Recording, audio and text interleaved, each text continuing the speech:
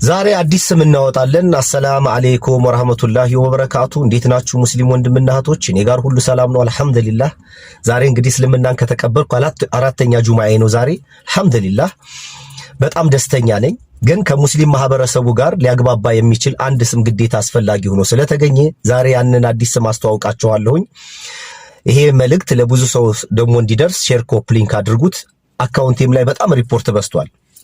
ያው እንግዲህ እኔ በተድላ በአራት ነገሮች አይደራደርም ይባላል።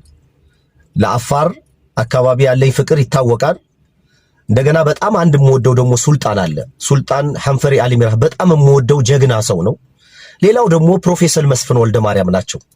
አራተኛው እንኳን ቀዝቅዟል። አሁን ባርሰናል ጓደኞቼም ቤተሰቦቼም ሲጠሩኝ አፋሩ ብለው ነው የሚጠሩኝ ቅጽል ስሜንና በእኛ አካባቢ ደግሞ ሙጋዓ የሚባል ነገር አለ፣ ወይም ቀጥታ ትርጉሙ በአማርኛ ሞክሼ ነው የሚባለው።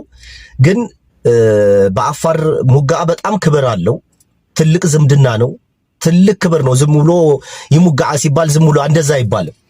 እና ለዛ ቤተሰብ ያላችሁን አክብሮት፣ ፍቅር፣ መውደድ የምታሳዩበት ነው።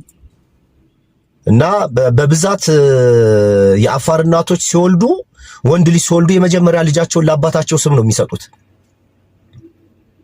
እና ለወንድም ይሰጣል፣ ላጎት፣ ለዘመድ፣ ለተለያየና ሙጋዓ በጣም ትልቅ ክብር ያለው ነገር ነውና እኔም አንድ በጣም የምወደው ልጅ አለ።